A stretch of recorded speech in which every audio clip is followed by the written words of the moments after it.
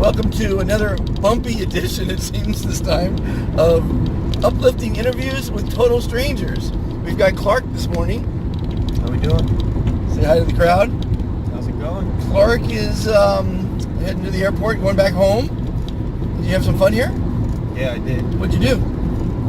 Did a lot, actually. I went to a comedy show at the Comedy Store on Thursday night. Saw some legends. And then Friday night went to a concert at the Roxy Theater. Okay. Which was cool as shit. And then just saw some sights, visited some friends. It was fun. Been out here a few times. Yeah, it's I a like fun, it. great place to visit. Definitely. Wouldn't want to live here. I would. I could see myself living here, just towards the beach. Definitely. You got the beach, you got the lakes, you got the mountains, you got entertainment, you got the comedy stores. But it's a pretty crowded place. Yeah, it is. You know, very rarely do we have a freeway like this. Sunday mornings only. Well, sometimes not even then. So what kind of uplifting, what's your dream in life? Let's go there. Wow. My dream in life? Yeah, what's your goal? What's your ambition? What's the plan? I'm not sure yet, but I want to make a comfortable living. I want to be able to travel a lot, work remotely a lot of the time. I don't want to feel trapped at all in my life at any point. Right. Definitely want to have that freedom somehow, but I'm still trying to figure out how to do that. Well, one, you have to take a risk to do that. Yeah. A lot of people don't want to give up a comfortable job. They're making some good money, and they don't want to take a risk, and that they might not have it again. Yeah. But without risk, you're not going to live life, you know. I've had over 79 different careers, traveled around the world, and saw it as, and people, when they're young, they have to get out there and do it. Because before you know it, you're going to fall in love, you're going to get married, you have kids, and then you saw Florida and LA, you know. You know, how old are you? 24. 24, 24. Man, you should be, the next couple of years, hitchhike around, see the world. I know, I need to. You got to make it happen, though. No one's going to make it happen for you. No. I mean, the only way it's going to happen with people that don't want to make decisions is they get fired, you know, or the company goes out of business, and then you're forced to make a change.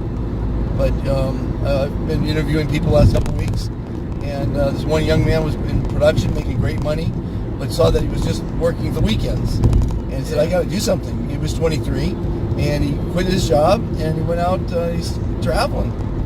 That's the way to do it. And you're going to meet so many great people. But my advice is never travel with someone else. Travel alone. Because then you're going to reach out and meet more people. If you're with someone else, you're just going to be together, and you're not going to be as open. And then you have to make decisions. Where do we go left? Do we go right? You know what I mean? It's true. Yeah. And I have a lot of sayings that if you watch my shows, you'll see a lot of advice and a lot of things, the way I see life. And I see life as a series of left and right turns. And left turn might be staying at your job, right turn, quit, and start traveling. And you have to look at every left and right turn that you make as the right turn. You can't look back and say, I did the wrong thing. You have to say, I did the right thing, this worked out great. Look always at the bright side. And even if it's a little bit of a stumble, that's how you grow. You know, you got to take some risk. You got to go out there and live life. 24 years old. Before you know it, you're going to be a 63-year-old man. You don't want to do that.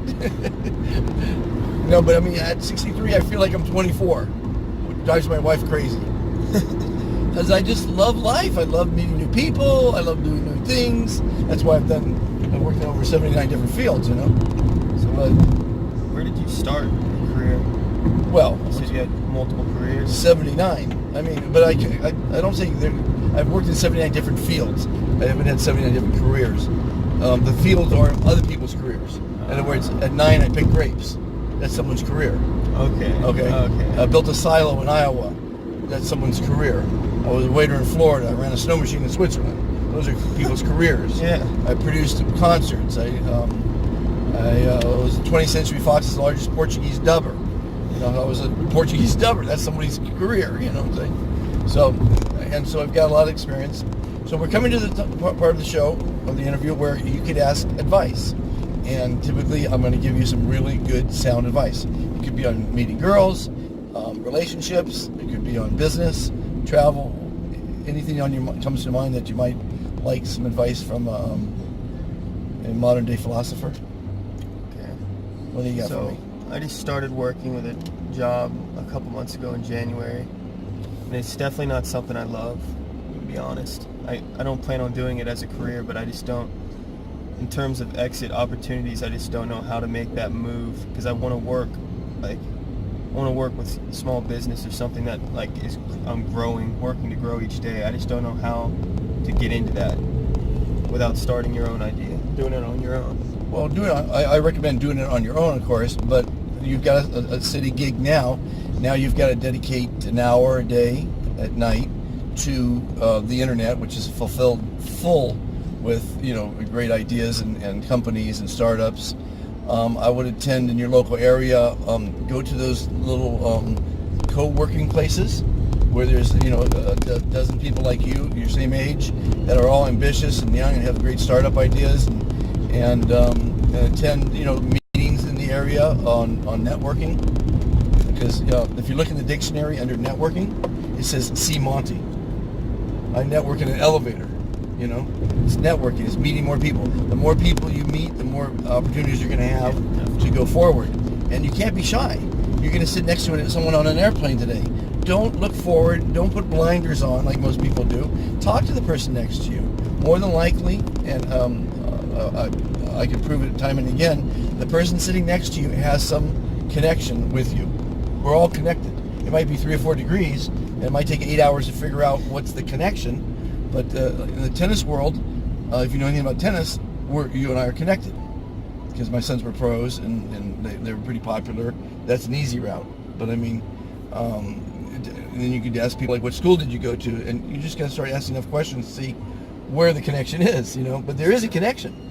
And I can't stand to think of someone who sits next to a stranger for 8 hours on a plane and doesn't talk to them.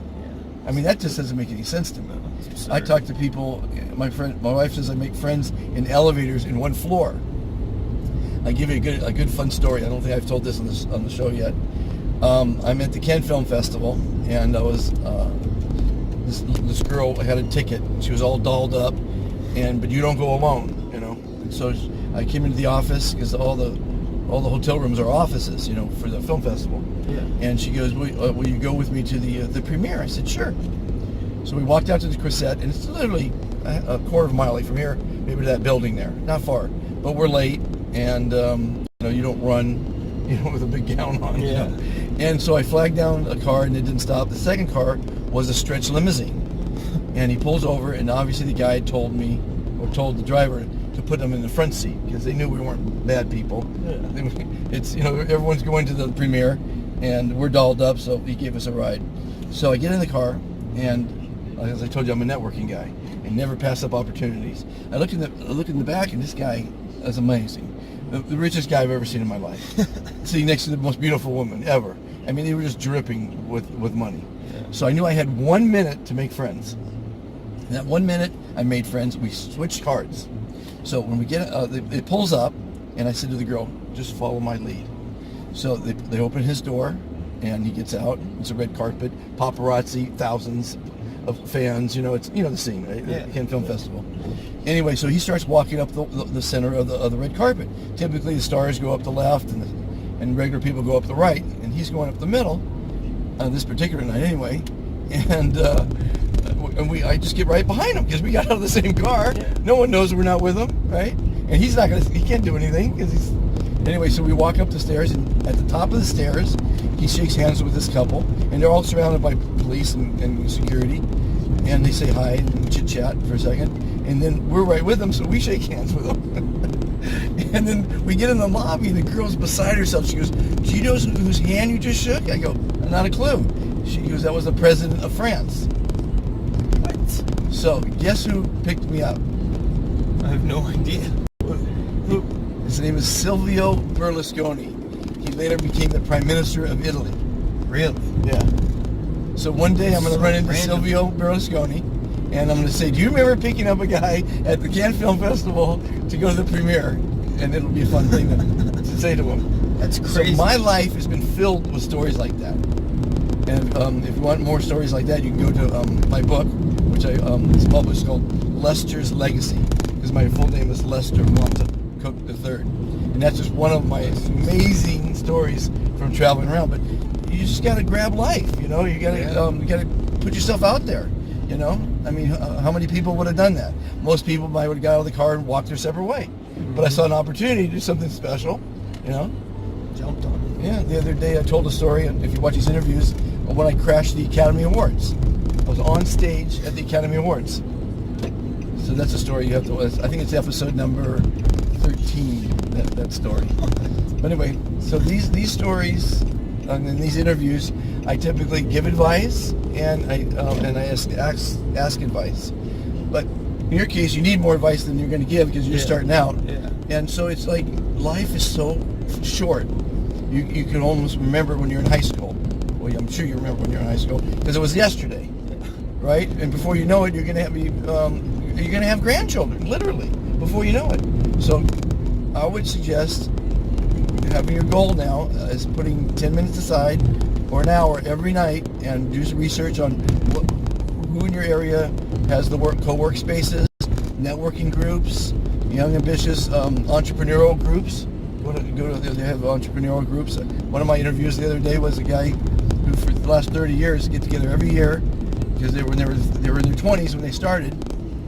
But it was a national entrepreneurial group, and they're still friends 30 years later. And these guys every year get together for an adventure, and that was a great interview. Yeah. So if you go to see the Uplifting interviews before the show, before that, it's called the SOS show, where I've got 14 hours of interviews from scientists to surgeons to doctors and nurses and people in the entertainment business and what have you. A lot of fun interviews. I've been having a great time. But anyway, sounds like it. So any other real quick questions? We've got 7 minutes left. So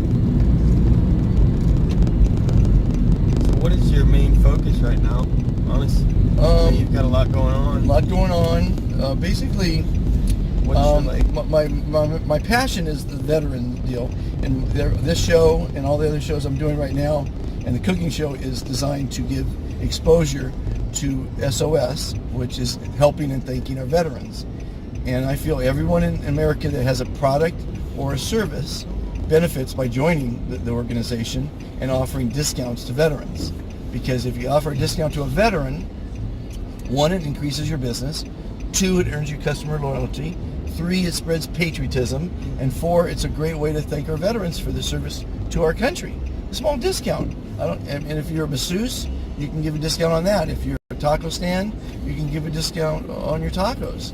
So there's really, we have doctors, we have lawyers, we've got shops and mostly restaurants that are members. And when they join, they get this decal for their front door. This is the decal, everybody. And they get one for their website. And when they tell people that they're giving discounts, America, get together with this. When they tell people they're giving discounts, they do everybody wins. It's fantastic. Yeah. So my main focus is spreading the word with that. And if I close a couple big deals, I'll probably just hire someone to run it because I can't really run things. Yeah. I'm an idea guy. I can create things, but running things is not my forte. Retire on a big island someplace. The island I have for sale. I'll buy that island and go on that one. So any other questions while we have a couple more minutes? Not that are coming to mind right now. You got a girlfriend? I do. How'd you meet her? Through mutual friends. Introduction? Cool. Yeah. Cool. What does she do? She works in medical sales. Medical sales. Sales is the best. Yeah. Definitely a lot of money in sales. Yeah. I'm the consummate salesman. Like they say, I can sell ice to an Eskimo. Yeah, it seems that way. Well, because you're not really selling ice. You're selling the person buying the ice a relationship from the supplier. Because you certainly don't want to be the guy that when you call up on a sales appointment, they say, oh my God, it's him again. You want to be the guy that, oh, it's him. I get to talk to him and maybe go to lunch and have some laughs, you know. So it's relationships, because that's what sales is. Absolutely. And so I think I could sell most anything. I met one of my interviews was a guy who does satellite systems, and his last sale was 800 million. I go, do you get a commission on that? No, you don't get a commission on that. Jesus. But I learned so much with these interviews. As an example, how much do you think it costs to put a satellite in space? Oh God, I have no idea. Let me see what happens if I answer this.